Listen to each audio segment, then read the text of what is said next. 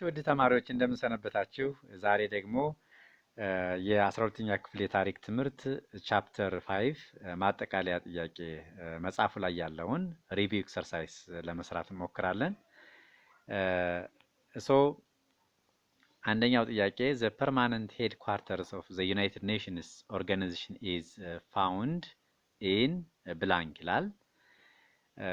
ኖርማሊ ይሄ ዩናይትድ ኔሽንስ ኦርጋናይዜሽንስ ዋናው ሄድ ኳርተሩ መቀመጫው አሜሪካ ኒውዮርክ የሚባለው ከተማ ውስጥ ነው ያለ። ሶ ኒውዮርክ was the headquarter of the United Nations organizations። ሁለተኛውም the judicial body of the United Nations the International Court of Justice is situated in ይላል። ኢንተርናሽናል ኮርት ኦፍ ጀስቲስ የሚባለው የዩናይትድ ኔሽን ኦርጋን መቀመጫው ከኒውዮርክ ወጣ ይላል፣ ሌላ ቦታ ነው። ሄግ ወይም ደግሞ ኔዘርላንድ ውስጥ ነው። ኔዘርላንድ ውስጥ ሄግ የምትባለው ከተማ ላይ ነው ዋና መቀመጫው። በእርግጥ ስድስቱም ኦርጋኖች ከኢንተርናሽናል ኮርት ኦፍ ጀስቲስ ውጪ ዋና መቀመጫቸው ኒውዮርክ ነው። ምናልባት ከዚህ ጋር ተያይዞ ከአንደኛ ዓለም ጦርነት በኋላ የተመሰረተው የሊግ ኦፍ ኔሽን መቀመጫ ማን ነው ቢባል ደግሞ ሊግ ኦፍ ኔሽን ዋና ሴንተሩ ጄኔቫ ስዊዘርላንድ ጄኔቫ ላይ ነበር። ሶስተኛው ጥያቄ ብላንክ was the founder of the Zionist movement ይላል።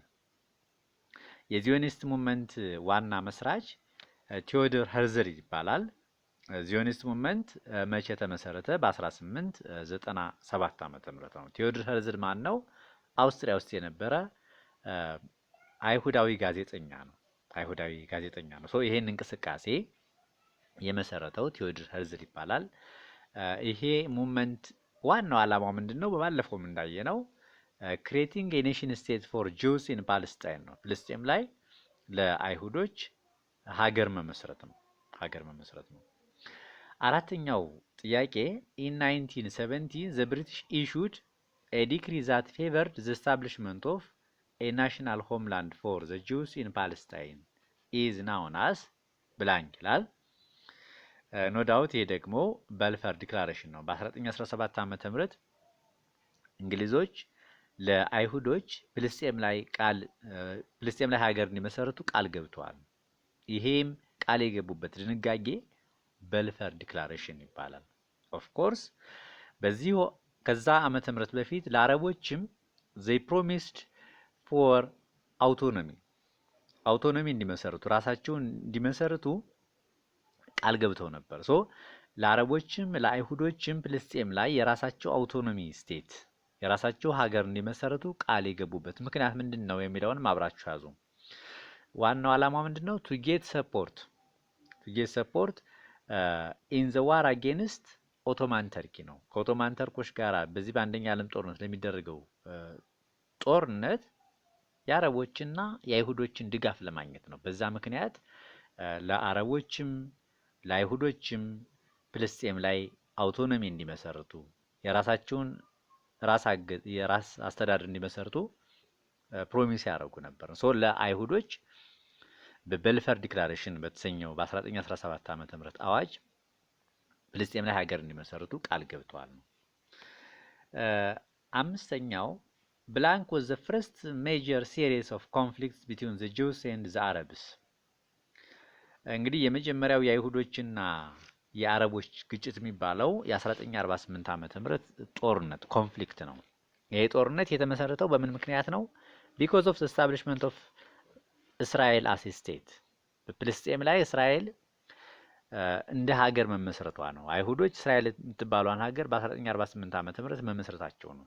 ይሄ ሁኔታ የመጀመሪያው የአረብ እስራኤል ጦርነት ወይም ደግሞ the first Arab Israel war እንዲቀሰቀስ ምክንያት ነበር። ሁለተኛው የአረብ እስራኤል ጦርነት ምን ይባላል? ስዊዝ ክራይሲስ ይባላል ወይም ደግሞ ስዊዝ ዋር ይባላል። በ1956 ዓመተ ምህረት በምን ተቀሰቀሰ? ኢጅፕት ስዊዝ ካናልን ናሽናላይዝ በማድረጓ ምክንያት። እንደገና ሶስተኛው የአረብ እስራኤል ጦርነት ወይም ደግሞ the 6 days war የሚባለው ደግሞ በ1967 ዓመተ ምህረት በምን ተቀሰቀሰ? because Egypt, Syria and Jordan massed their armies on the borders of Israel። ሶስቱ የአረብ ሀገራት ማለትም ግብጽ፣ ዮርዳኖስ እና ሲሪያ በእስራኤል ቦርደር ላይ ድንበር ላይ ወታደራቸውን በማስፈራቸው ምክንያት እስራኤል ቀድማ ጥቃት ከፍታለች። ሶ በዛም ሶስተኛው የአረብ እስራኤል ጦርነት ሊቀሰቀስ ችሏል። የአራተኛው የአረብ እስራኤል ጦርነት እንደዚሁ ሲሪያና ግብጽ እስራኤልን አታክ ሲያደርጉ ነው የተቀሰቀሰው በ1973 ዓመተ ምህረት እስራኤላውያን በዓላቸውን በሚያከብሩበት ጊዜ ዮም ኪፐር የሚባለውን በዓላቸውን በሚያከብሩበት ጊዜ ለዛም ነው ዮም ኪፐር ዋር የሚባለው ይሄ አራተኛው የአረብ እስራኤል ጦርነት በ1973 ዓመተ ምህረት የተካሄደው። ሶ እያንዳንዱ ጦርነት በምን እንደተቀሰቀሰ መያዝ ያስፈልጋል። መጨረሻ ላይ በዚህ በአራቱ ዋና ዋና የአረብ እስራኤል ጦርነቶች እስራኤል ቪክትሪየስ እንደሆነች ማወቅ ያስፈልጋል።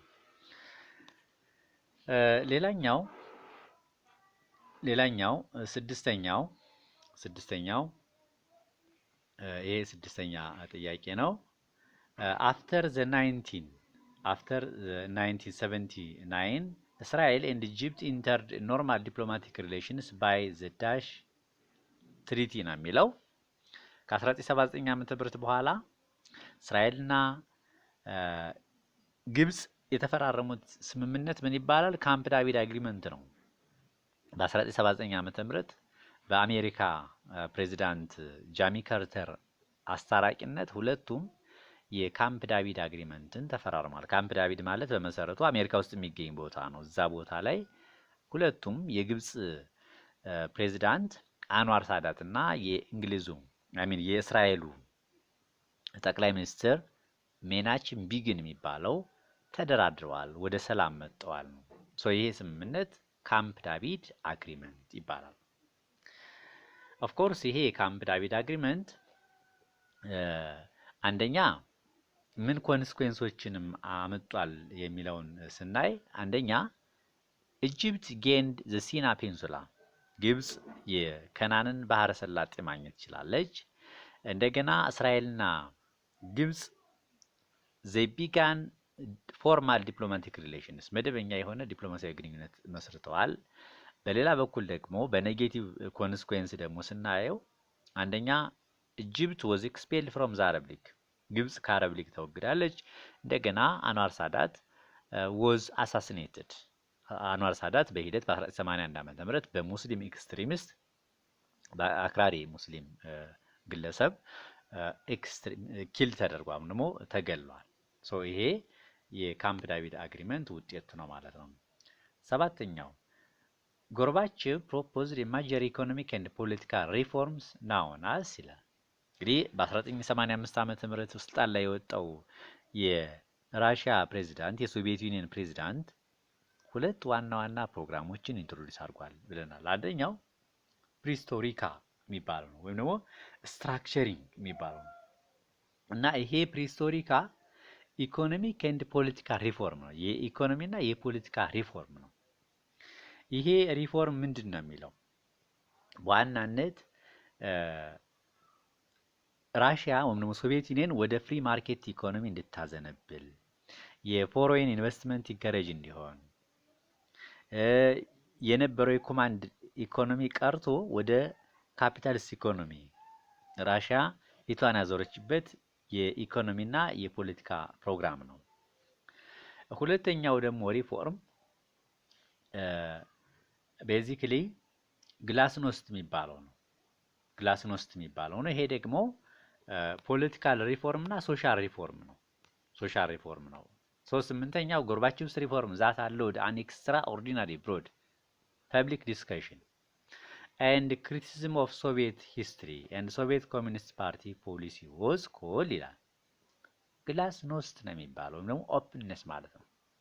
ይሄ ደግሞ የሶቪየት ህብረት ህዝብ ፍሪሊ ዲስከሽን እንዲያካሂድ የኮሚኒስት ፓርቲን ክሪቲሳይዝ እንዲያደርግ እንዲያወግዝ እንዲቃወም የሶቪየትን ያለፈ ማይጠቅም ታሪክ በግልጽ እንዲወቅስ እንዲተች የሚያስችል ኦፕን የሆነ ዲስከሽን ነው እና ምን አይነት ሪፎርም ነው?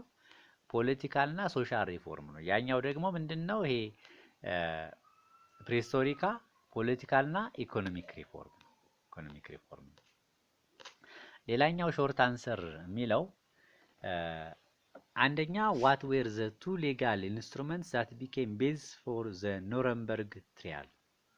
ኑረምበርግ ትሪያል ከሁለተኛ ዓለም ጦርነት በኋላ ጀርመን ኑረምበርግ የምትባለው ከተማ ላይ በናዚ ኦፊሻሎች ላይ ክስ ለማካሄድ በዋናነት አላይድ ፓወሮች የወሰኑት ውሳኔ ነው እና የኑረምበርግ ትሪያል የኑረምበርግ ፍርድ ዋና መሰረቶች የሚባሉ ሁለት ናቸው። አንደኛው የ1945 ዓመተ ምህረት የለንደን አግሪመንት ነው። ሁለተኛው ደግሞ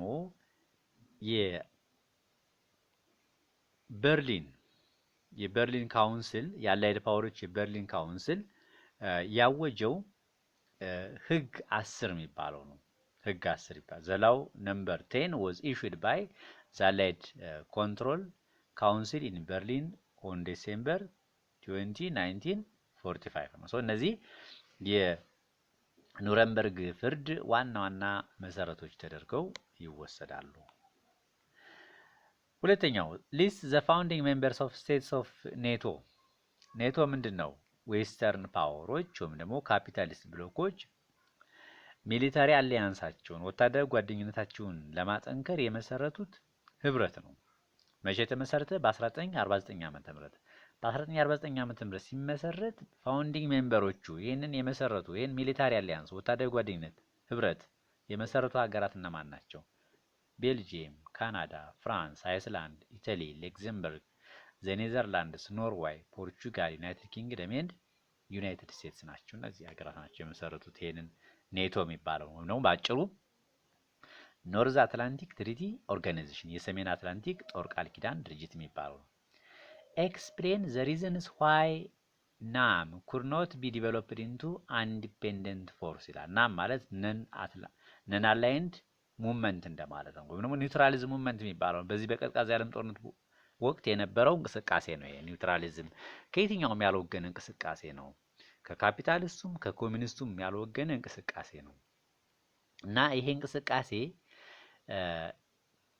ኢንዲፔንደንት ፎርስ መሆን ያልቻለው በምን ምክንያት ነው? ተጽዕኖ ፈጣሪ መሆን ያልቻለው በምን ምክንያት ነው?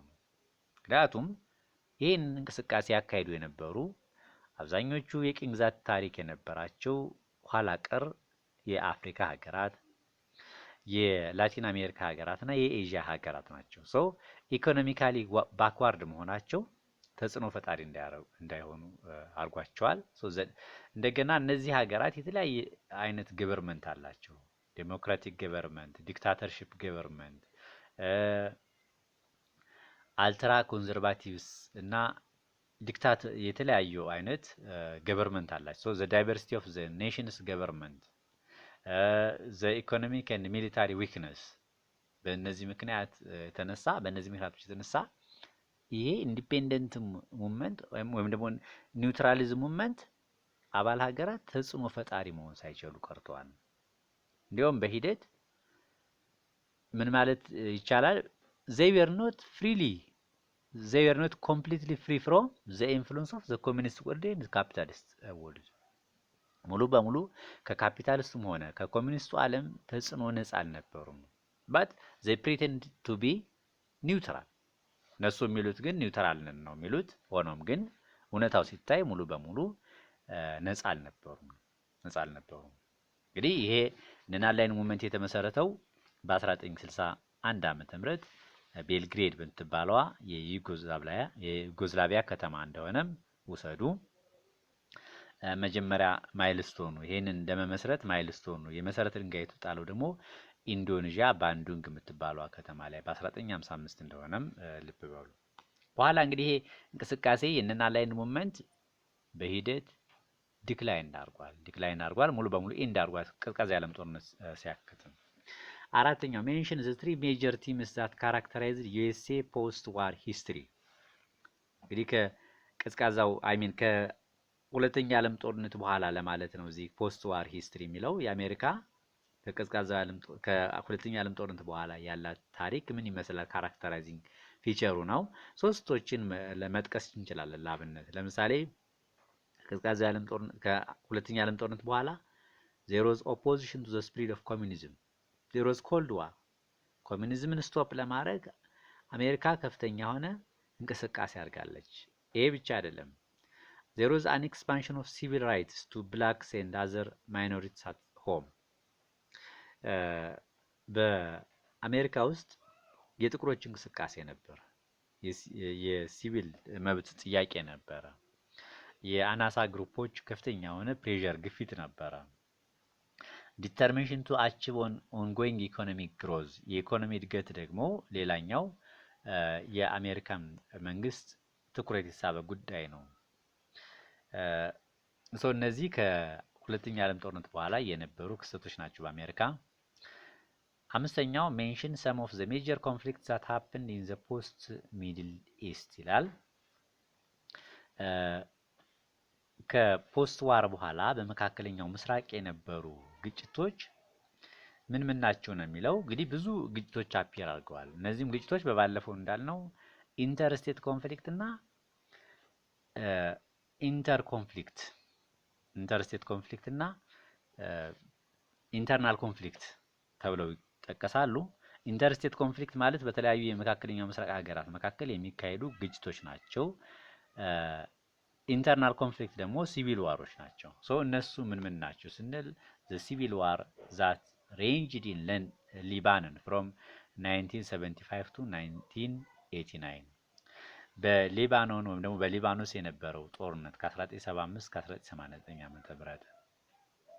እንደገና በየመን ከ1962 ዓ.ም በኋላ የነበረው ሲቪል ዋር በተለይ በሰሜን የመን የኩርዲሽ አማጽያን ጦርነት በቱርክ ከ1989 እስከ 2000 ዓ.ም ድረስ መቋጫ ያልተገኘለት ፐርሲስታንት አረብ እስራኤል ዲስፒዩት የአረብ እስራኤል ጦርነት ከ1948 ጀምሮ እስካሁን ድረስ የኢራቅና የኢራን ጦርነት ከ1980 እስከ 1988 ዓ.ም የገልፍ ጦርነት የሚባለው ከ1990 እስከ 1991 ዓ.ም የገልፍ ጦርነት የሚባለው በመሰረቱ ኢራቅ ህይወትን ስትወር የተቀሰቀሰ ጦርነት ነው። እንደገና ዋር ኦን ኢራቅ በኢራቅ ላይ የተካሄደው ጦርነት ዘ ዋር ኦን ኢራቅ ዋር ኦፍ 2003 የኢራቅ ጦርነት በ2003 ዓ.ም።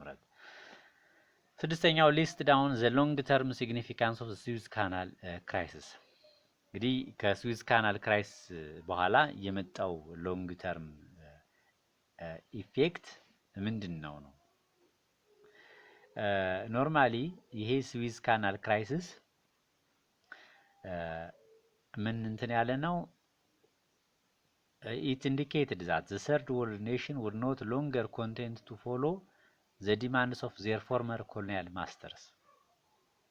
ሶስተኛው የዓለም ሀገራት የበፊት ቅኝ ገዢ ሀገራቸውን ትዕዛዝ እንደማይቀበሉ የታየበት ክስተት ነው። for that matter ጋማል አብደል ናስር የበፊት ቅኝ ገዢ ኃይሎችን ትዕዛዝ በመቃወም ስዊዝ ካናልን ለብቻው ተቆጣጥሯል። ይሄ ለሌሎች የአፍሪካ ሀገራት ምሳሌ ትምህርት የሰጠ ነው ማለት ነው። and as well the nations of Western Europe could no longer undertake meaningful military operations to impose their will without the support of the United States of America. የምዕራብ አውሮፓ ሀገራት እንደዚሁ ፍላጎታቸውን ተግባራዊ ለማድረግ ከአሜሪካ ድጋፍ ውጪ አቅም እንደሌላቸው ያሳየ ክስተት ነው።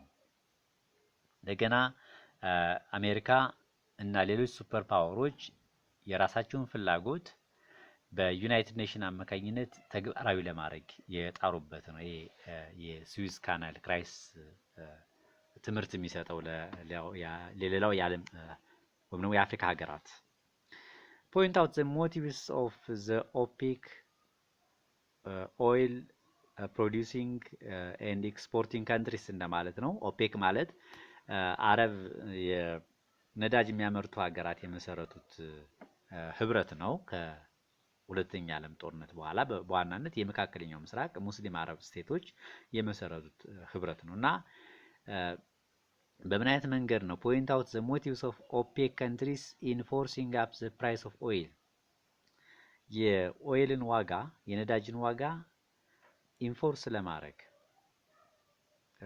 ለመጨመር ምን አይነት መካኒዝም ተጠቅመዋል ነው ወይ ምን አይነት ዓላማ ሞቲቭ ነበራቸው ነው። እንግዲህ ይሄን ህብረት በመመስረት ኦፔክን በመመስረት የሙስሊም አረብ ሀገራት የመካከለኛው ምስራቅ የአረብ ሀገራት የነዳጅ ዋጋን ጨምሯል። ዋናው ዓላማቸው ምንድነው? አንደኛ ኢኮኖሚክ ዓላማ ነበራቸው፣ ገንዘብ ለማግኘት ነው። ቱ ኮይን መኒ ፎር ዲቨሎፕመንት ኤንድ ፕሮስፐሪቲ ነው። ሁለተኛው ስትራቴጂክ ነው። ስትራቴጂክ ደግሞ ምንድነው? ወታደራዊ ህብረት ለመመስረት ቱ ማስ አርማመንትስ ወታደራዊ ህብረት ለመመስረት ነው። ፖለቲካል አጀንዳው ደግሞ በእስራኤል ላይ ፕሬዠር ለመፍጠር ነው፣ ተጽዕኖ ለመፍጠር ነው። በዚህ ምክንያት ነው ኦፔክ ሀገራት የነዳጅን ዋጋ የጨመሩት። እንግዲህ የነዳጅ ዋጋ መጨመር በዓለም ላይ ብዙ ተጽዕኖዎችን አሳድሯል። ለምሳሌ በኢትዮጵያ በ1973 ዓመተ ምህረት የታክሲ ሹፌሮች አመጽ ያካሄዱት እና ለአፄ ኃይለ ሥላሴ መንግስት መውደቅ ምክንያት የሆኑት በዚህ በነዳጅ ዋጋ ጭማሪ ምክንያት ነው። ሜንሽን ዘ ኔምስ ጊቨን ቱ ዘ ፔሪድ ዛት ፎሎድ አት ዘ ኤንድ ኦፍ ዘ ኮልድ ዋር። ከቀዝቃዛ የዓለም ጦርነት በኋላ ያለው ዓለም ምን እየተባለ ይጠራል ነው። እንግዲህ ኒው ወርልድ ኦርደር የሚባለው የሚል ስያሜ ይሰጠዋል። የአዲሱ ዓለም ስርዓት እንደማለት ነው። ዘ ኤራ ኦፍ ግሎባላይዜሽን የግሎባላይዜሽን ዘመን ይባላል። ዘ ዩኒፖላር ሙቭመንት ይባላል። የአሜሪካ የበላይነት ስለነበር ነው።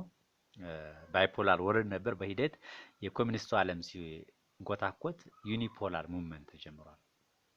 በኋላ ደግሞ በእርግጥ አሁን ደግሞ ከቅርብ ጊዜ በኋላ መልቲፖላር አይነት እንቅስቃሴ ይኖራል። ዘ ኤንድ ኦፍ ሂስትሪም ተብሎ ይጠራል እና ዘ ክላሽ ኦፍ ሲቪላይዜሽንስ ይሄ ደግሞ የሳሙኤል ሃንቲንግተን አገላለጽ ነው። ክላሽ ኦፍ ሲቪላይዜሽንስ ተብሎ ይጠራል። ይሄ ከቀዝቃዛ የዓለም ጦርነት በኋላ ያለው ፔሪየድ። ዘጠነኛው ስቴት ዘ ፌኖሜና ዛት ዌር ሪስፖንሲብል ፎር ዘ ዲጀነሬሽን ኦፍ ዘ ኢሉዥን ኦፍ ሃርሞኒ አት ዘ ኤንድ ኦፍ ዘ ኮልድ ዋር ይላል። እንግዲህ ከቀዝቃዛ የዓለም ጦርነት በኋላ የተጀመረው ደካማ የሆነ ግንኙነት በሂደት መበላሸት ጀምሯል እና ለምን ተበላሸ ነው። የተበላሸበት ምክንያት ከዚህ ከቀዝቃዛ የዓለም ጦርነት በኋላ ዘሮ ዘ መልቲፕሊኬሽን ኦፍ ኤትኒክ ኮንፍሊክትስ ብዙ የጎሳ ግጭቶች ነበሩ። ኢትኒክ ክሊንሲንግ ነበር፣ የጎሳ ዘር ማጥፋት ነበር። ዘ ብሬክዳውን ኦፍ ላው ኤንድ ኦርደር የህግ መጣስና ስርዓት አለማክበር ነበር። ዘ ኢመርጀንስ ኦፍ ኒው ፓተርንስ ኦፍ አሊያንስ ኤንድ ኮንፍሊክትስ አመንግ ስቴትስ በሀገራት መካከል ከፍተኛ የሆኑ ግጭቶች ነበሩ። የተለያዩ ህብረቶች ነበሩ። እንደገና የኒዮ ኮሚኒስት የኮሚኒዝም እንደገና መታየት ወይም መጠናከር፣ ኒዮ ፋሺስት ሙቭመንት የፋሺዝም እንደገና ማቆጥቆጥ፣ ዘ ኢንቴንሲፊኬሽን ኦፍ ሪሊጂየስ ፋውንዳሜንታሊዝም ማለት የእምነት ማክረር አክራሪ እምነተኞች ወይም ደግሞ የእምነት አክራሪ ግሩፖች ኢመርጅ መሆን፣ ዩናይትድ ኔሽንስ እና ዩናይትድ ስቴትስ ኦፍ አሜሪካ ግጭቶችን ሰፕረስ ማድረግ አለመቻል ወይም ደግሞ መቆጣጠር አለመቻል፣ የቻይና ተጽዕኖ እየጨመረ መምጣት ኢንክሪዚንግ አሰርቲቭነስ ኦፍ ራይዚንግ ኦፍ ቻይና። እነዚህ ከቀዝቃዛው የዓለም ጦርነት በኋላ የነበረው ጭላንጭል ግንኙነት ወይም ደግሞ ትንሽ የሆነ ግራ የገባው ግንኙነት ተመልሶ እንዲሻክር ያደረጉ ክስተቶች ናቸው። ምናልባት እነዚህን እንትኖች ጥያቄውን ሰርታችሁታል የሚል ተስፋ ስላለኝ ነው ደግሜ የሰራሁት። መጀመሪያ በደንብ አድርጋችሁ ልትሰሩት ይገባል። ምናልባት እነዚህን መልሶችን ተፈለጋችሁ እዚሁ ቴሌግራም ቻናሌ ላይ አክሰስ ማድረግ ትችላላችሁ። ቴሌግራም ቻናሉ እዚህ ጋር አስቀምጫለሁ።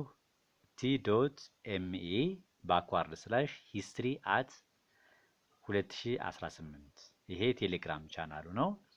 ዩቲዩብ ቻናሉ ደግሞ አክሰስ ማድረግ ካልቻላችሁ ቶሎ እንዲመጣላችሁ በሰርች ኢንጂኑ ላይ ሰርች የምታደርጉበት ቦታ ላይ በአይዘር ጉግል ክሮም ወይም ደግሞ የትኛውም ዌብ ብራውዘር ዩቲዩብ @2018history ባክዋርድ ስላሽ @ጂንጋ ሲምቦሏ ናት @2018 ሂስትሪ ብላችሁ ስትገቡ ቀጥታ መጀመሪያ የሚገኘው የኔ ቻናል ነው። እዛ ገብታችሁ ዩቲዩቦችንም የዩቲዩብ ቪዲዮዎችንም ቱቶሪያሎችንም አክሰስ ማድረግ ትችላላችሁ፣ መከታተል ትችላላችሁ። ቴሌግራሙ ላይም የተጻፉ ነገሮችን ሾርት ኖቶችን ማንበብ ትችላላችሁ። እንግዲህ ለዚህም ቻናሉ እንዲያድግ ሰብስክራይብ፣ ላይክ እና ሼር አድርጉት። ስለነበረን ጊዜ አመሰግናለሁ። መልካም ጊዜ